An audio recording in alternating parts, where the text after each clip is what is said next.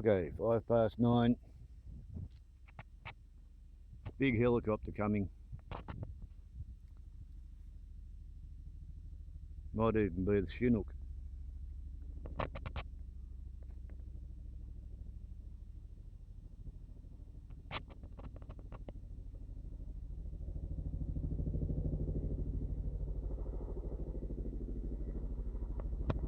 Yep. RFS Chinook on its way north.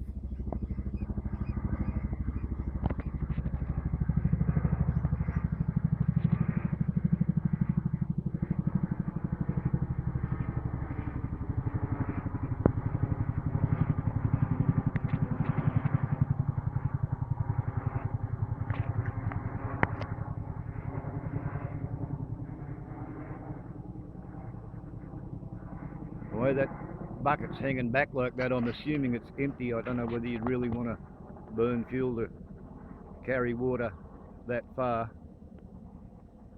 I'm assuming they've got water up there.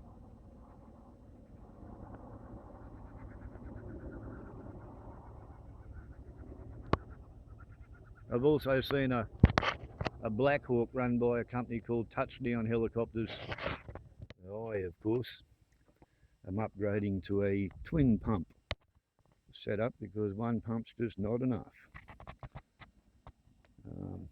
I have had a bit of a look at the video I shot of the full pressure system test, and I'm not entirely certain, but I think I might have mistimed myself and got through 1,000 litres in 7 minutes, not 10 minutes, which would mean 143 litres per minute from one pump going out 3 sprinklers.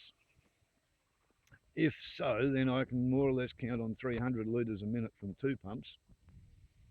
And that means about 3 hours to get through all the water at full squirted out capacity, but presumably not going to be doing that much that fast. Anyway,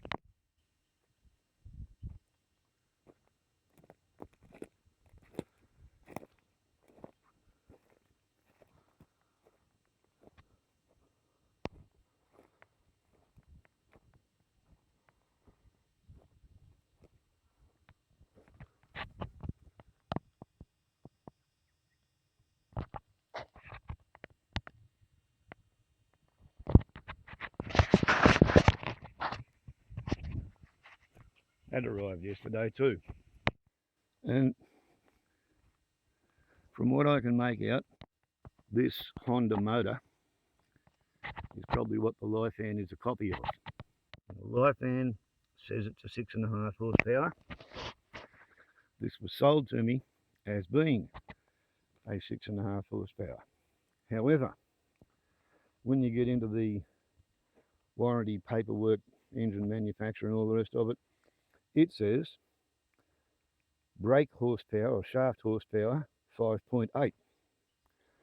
So I queried that, and it turns out when they describe these things as being a 6.5 horsepower pump, they are referring to the pressure generated in the combustion chamber.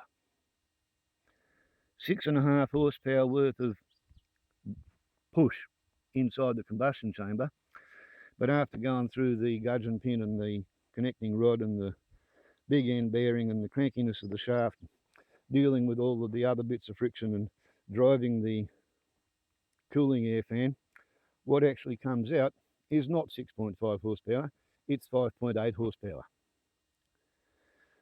I was not aware that there was that level of bullshit and marketing jism. But apparently, such is the case. Learn something new every day. So, yeah, more work for Chrissy to do. And I don't know why it took me so long, but I finally realised that that little doohickey there is a port in which you can stick a pressure gauge. And then you don't have to try and figure out by ear and by climbing up and down the ladder whether you've got this set too high or too low or too sideways or whatever. And another funny thing, the warranty for this new pump specifically states that if you achieve any more than 130 pounds per square inch pressure in the pump casing, it will void your warranty and they're not going to be responsible for any damage done. So I decided all 3 pumps are going to have one of them little pressure towers. So I've already got that one, and I'm going to get another one. And I told my son that I thought these could take a pressure gauge.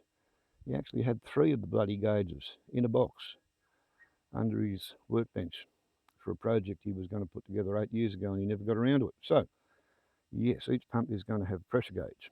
So haven't we been on a bit of a buying spree? These of course are to go on the ends, 2 for the safety hoses and 1 for a sprinkler sled delivery hose. That's to come off the pump. These 2 are to come off the pump. This is going to be for the big new reticulated system. Yeah, we're having fun. We are having fun. Yeah, it's probably getting into overkill at this stage, but